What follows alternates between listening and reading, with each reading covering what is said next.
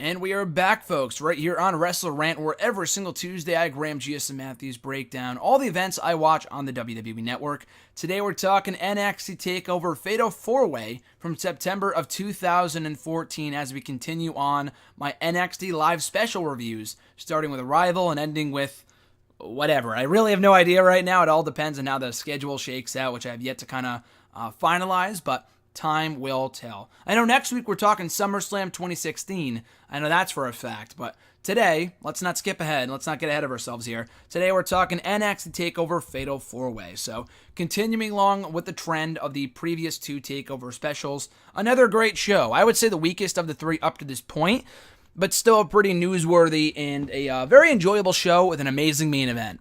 So we kick off the evening for the NXT Tag Team titles. It's the Lucha Dragons beating the Ascension for the belts. Up to this point, the Ascension had been the most dominant and the longest reigning NXT Tag Team champions in the promotion's history, beating everyone who came up to challenge them, from Hunico and Camacho, to Kalisto and El Local, to even Too Cool of all people, pretty much everybody. Including, obviously, like I said, Kalisto. Kalisto getting one more shot at the gold on this show, this time with Sin Cara as his partner. And like I talked about my TakeOver review from last week, Kalisto had much better chemistry with Sin Cara than he ever did with El Local. Despite the fact that Sin Cara, to me, was damaged goods by this point, but putting him in the tag team was the best thing for him. But a good match. A lot better than the match with the Ascension and El Local and Kalisto from TakeOver a few months earlier. This was a lot more fun, probably one of, if not the best match, maybe not the best, that would come in our evolution, but the best match up to this point anyway, the Ascension ever had in NXT. Their very slow, brooding style was fine for squash matches, for competitive matches, for title, for big match feel, for that big match feel for championship clashes. It wasn't that exciting, but they were able to create a very fun, enjoyable bout in the opener with the Lucha Dragons, where, as I had said, the Lucha Dragons, emerged victorious as the new NXT Tag Team Champions. So, a breath of fresh air, to say the least, for the NXT Tag Team division.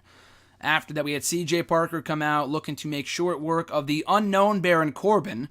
I know that name sounds familiar now, but 3 years ago, it was not. The guy would appear on NXT TV as a jobber, losing to random people in tag team matches, most notably the Ascension.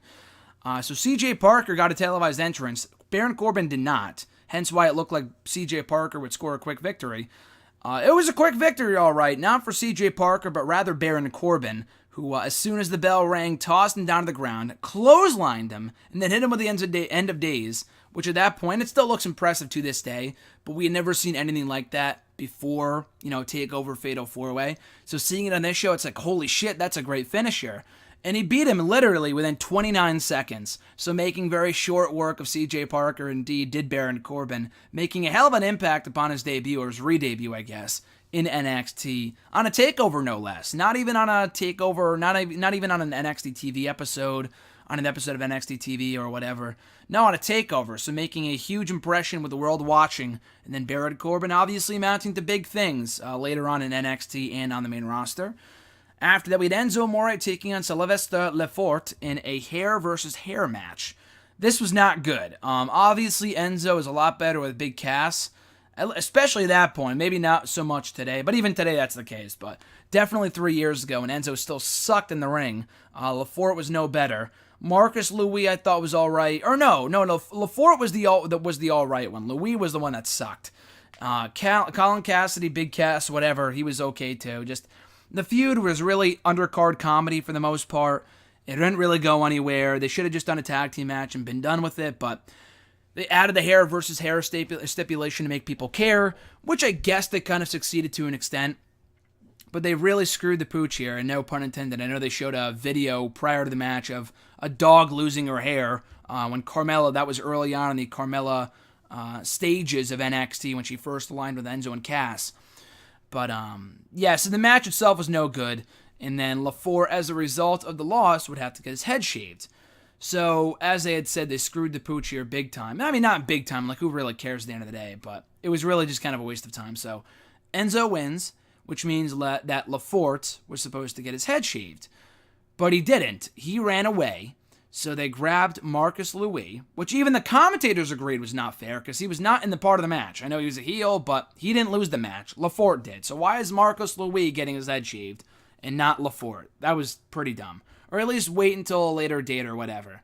But anyway, so they shave Louis' head. Or they don't show it. They just pour some substance on his head, and then we see him later on in the night with his head shaved bald, and he looks like a freak. He looks like Quasimodo, as Byron Saxton pointed out.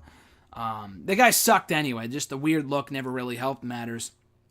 But yeah, this match was no good. Thankfully, the match was no good.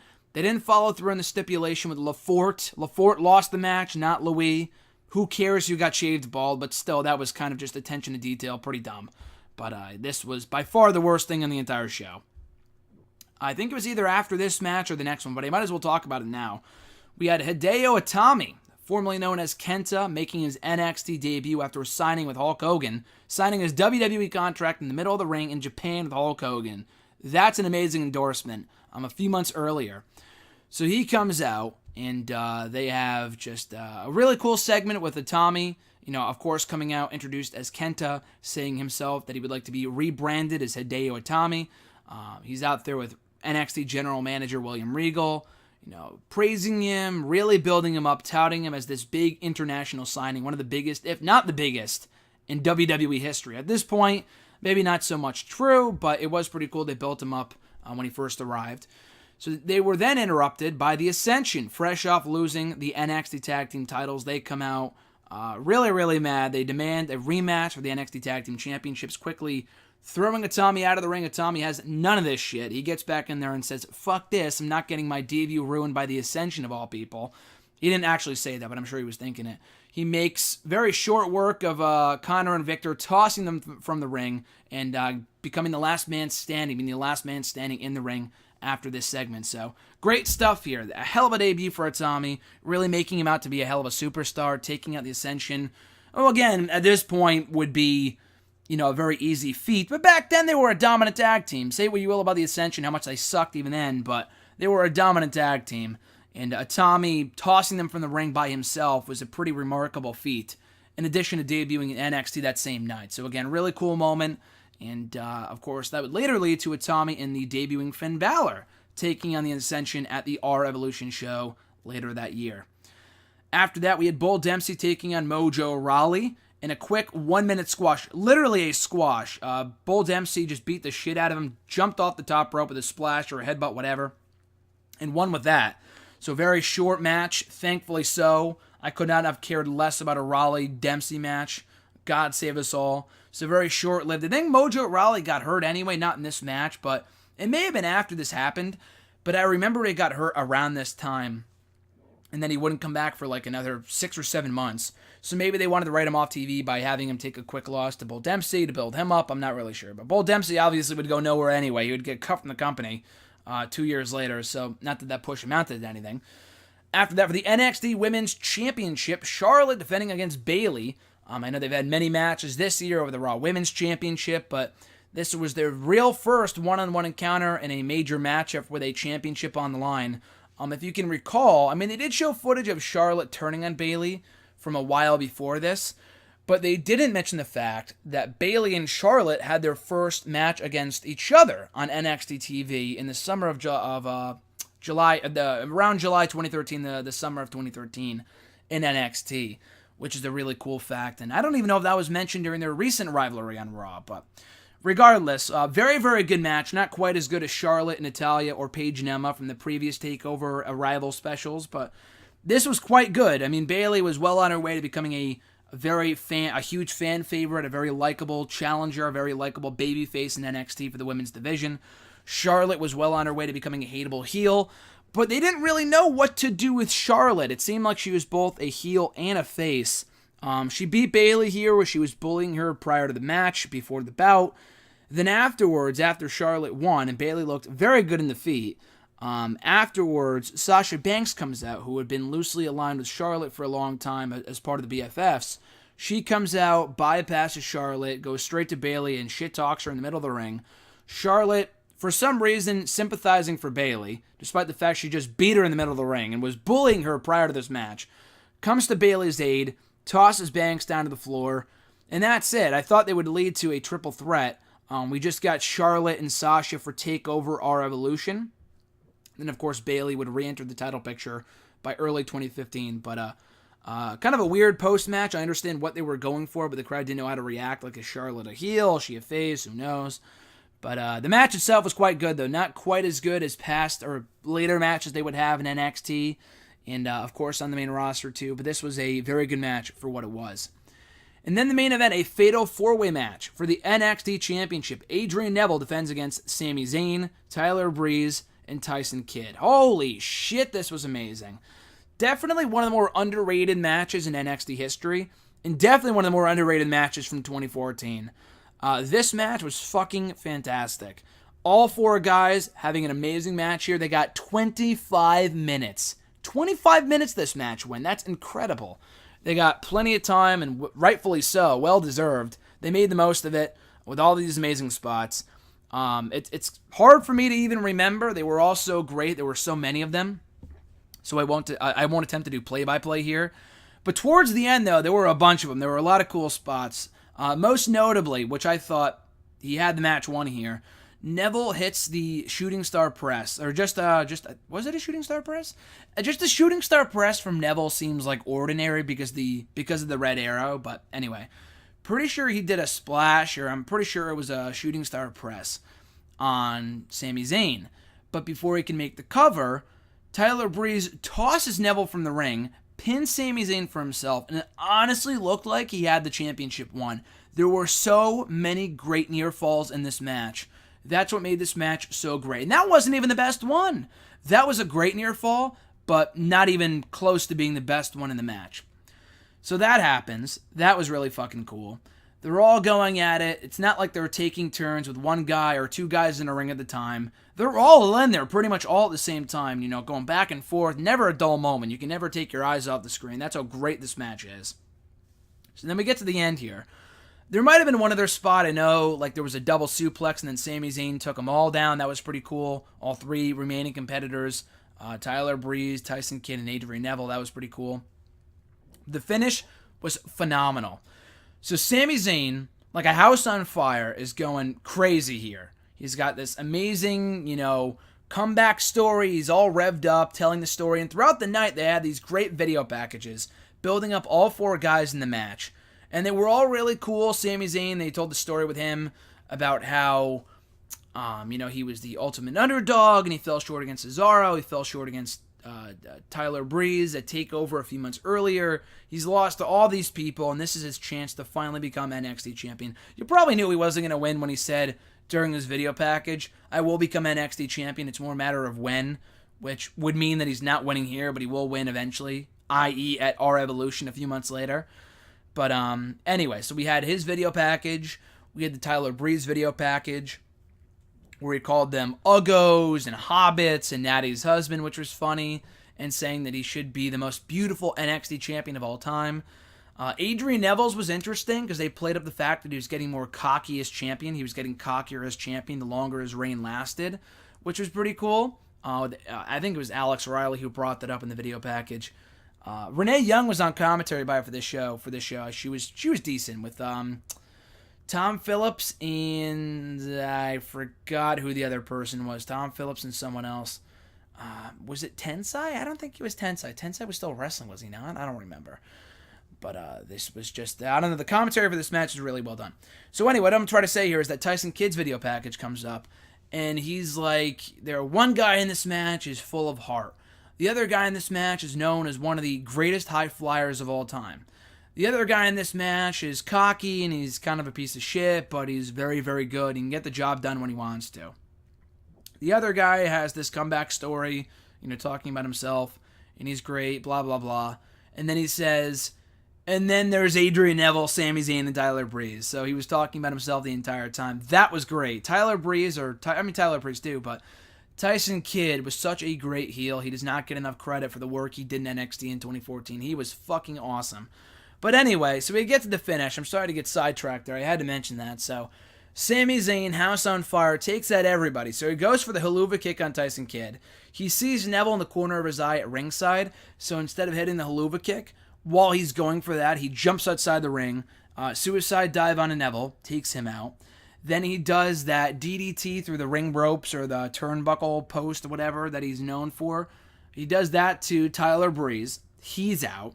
He finally goes for the haluva kick. He connects. And oh my God, I have not seen a near fall this good. This took place before this happened, which also included Neville, interestingly enough. But the near fall here was so fucking well done. The camera angle, whoever handled this, deserves a raise. This was amazing. So Zayn covers Tyson Kidd. A lot of ties here. He covers Tyson Kidd after hitting the haluva kick on him. And then, out of nowhere, at 2 7/8, Neville pulls out the referee. And it looks like Zayn's going to win. Because neither guy are near the ropes. They're clear of the ropes. And you would not expect the referee to get pulled out because you don't see the referee. So you assume that Zayn has the match won. So Neville pulls out the referee. Zayn's like, what the fuck you doing? I had the match won. Like, I thought we were on good terms. I thought we were friends, blah, blah, blah.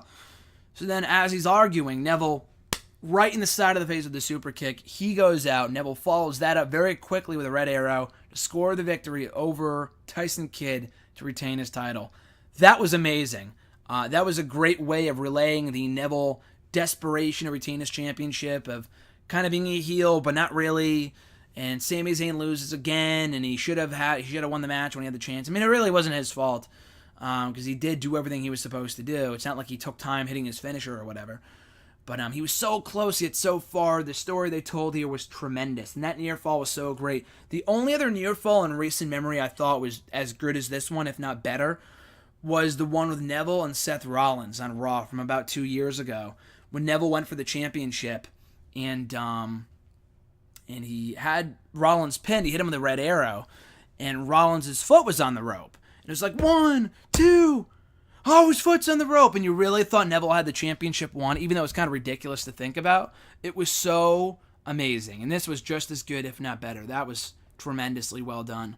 So yeah, the main event is remarkable. What else can I say about this match other than it's fucking amazing? So definitely one of, if not the best NXT match of the year. I still say that Zayn and Neville from the TakeOver Our Evolution show later that year, which we'll talk about in 2 weeks here on WrestleRant. But this was an amazing match in its own right. And another very good show on the whole. Again, I would put it on the lower end of the first 3 takeovers up to this point. I thought Arrival and TakeOver number 1 were better. But this was still quite good. Charlotte and Bayley having a really good match. Really, the only standout match is the main event. Charlotte and Bayley would have better matches down the road. Dempsey and Raleigh squash. Corbin Parker squash. The tag title match was fun. Not great, but it was fun. And then Amore and LaFour was a complete waste of time. That was a dumb angle. But yeah, overall, and the Kenta debut is very newsworthy, obviously, as well. So overall, very good show. Check it out. Check out all the takeovers. But had fun watching this one back for the first time since it initially aired, I think, 3 years ago. Great show on the whole. Thoroughly enjoyed it. Can't wait to rewatch Our Evolution, one of my favorite takeovers of all time. And that'll be coming up in 2 weeks. Because next week, ahead of SummerSlam 2017, we're talking SummerSlam 2016, which I was in attendance for. Now, fun fact for you, I have yet to watch back SummerSlam. I've watched back parts of it, and definitely the Style Cena match a few times. But I have yet to watch back the full SummerSlam show. So it's going to be interesting watching it back, especially considering it's over 3 hours long. It's like a 3 hour and 45-minute pay-per-view because it was supposed to go 4 hours, but they cut it short because of the Orton-Lesnar match running short, which was a disaster. But anyway, so that show is so goddamn long, it's probably going to take me a while to watch. And I skipped through like the commercials and shit, but even then, it's a long show to watch. So that'll be coming up next week right here on WrestleRant. Get my in-depth analysis, not only of the show itself a year later, but my in-depth on-site report for the show and being there 1 year ago. And I will not be there this year. I was at SummerSlam 2 years ago. I was at SummerSlam last year. Not this year. I'm going away that same weekend, so I can't. But I'm going to see my girlfriend in South Dakota. But I will be back next week with a SummerSlam review. And then 2 weeks from today, talking NXT TakeOver Our Evolution. So that being said, guys, have an amazing rest of your week. Be sure to like the video, drop a comment, share the video, and subscribe to the channel. All that stuff is amazingly appreciated. I'm Graham G.S. Matthews, and I'll catch your ass down the road.